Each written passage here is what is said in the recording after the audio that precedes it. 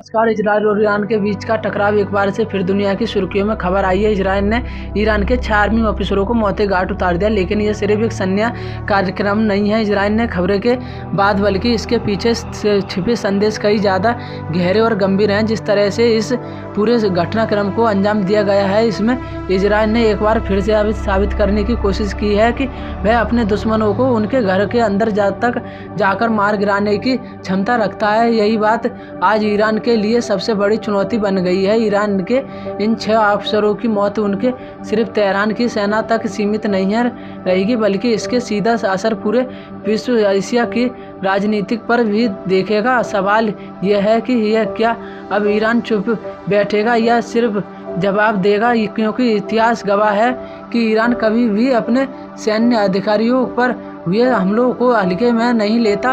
वह इंतजार करता है, मौके का तलाश करता है और फिर से अंदाज में पलटवार करता है कि दुनिया ईरान तक जाती है। इजराइल का ये कदम एक ऐसे वक्त में आया है जब गाजा से लेकर लेबनान तक और सीरिया से लेकर यमन तक हर जगह ईरान के लिए गुस्से की लहर मौजूद है। जैसे 6 ईरानी ऑफिसरों की हत्या सिर्फ एक कार्रवाई नहीं है, बल्कि पूरे क्षेत्र में एक नया तूफान खड़ा करने वाला कदम। इजराइल ने अपने अंदाज में हमेशा यही संदेश दिया है कि 6 दुश्मनों कितना ही बड़ा क्यों ना हो, अगर वह उसकी सुरक्षा की चुनौती देगा तो उसका अंजाम मौत ही होगा।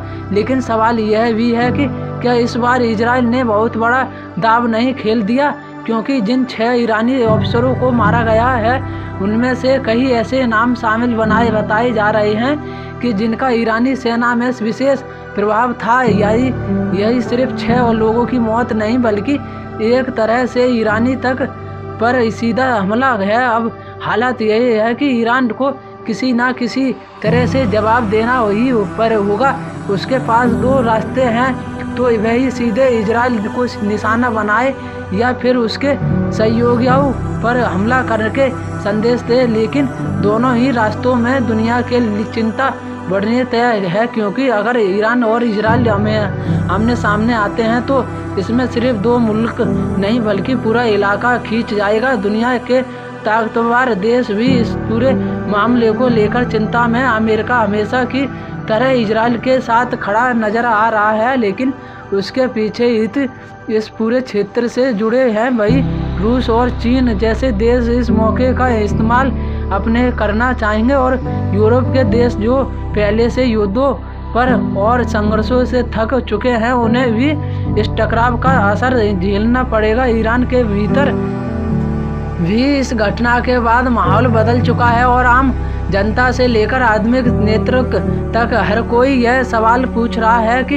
आखिर कब तक उनके अफसर और सैनिक इजराइल के निशाने पर रहेंगे। और ये सवाल अब तेहरान की सरकार के लिए सबसे बड़ी चुनौती बन गया है।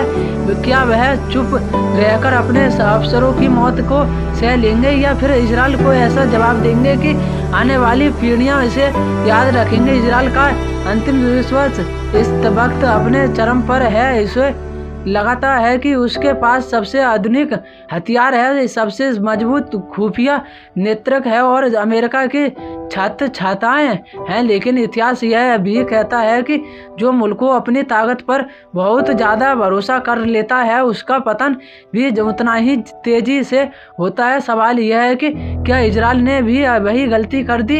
इस पूरे घटनाक्रम का सबसे डरावना पहलू यह है कि अब मध्य पूर्व का हर मोर्चा और ज़्यादा भड़क सकता है। गजा में जारी संग्राम, लेबनान से होने वाली झड़पें और यमन से होने वाले हमले, इन सबका असर उभेड़ा, क्योंकि ईरान अब चुप नहीं बैठना। वह ये तो सीधे हमला करेगा या फिर अपने सहयोगों को खुली छूट देगा। और जब ऐसा होगा तो इजराइल को चारों ओर तरफ से घिरा हुआ महसूस करना पड़ेगा। इस समय पूरी दुनिया एक बार फिर से उसी मोड़ पर खड़ी है जहां एक चिंगारी से पूरा इलाका जल उठता है। और इस बार चिंगारी ईरान के 6 अफसरों की मौत है। शायद यह वजह है कि तमाम विशेष विज्ञान कह रहे हैं कि आने वाले हफ्ते बाद खतरनाक साबित हो सकते हैं। आज की सबसे बड़ी सच्चाई यही है कि इजराइल ने एक ऐसी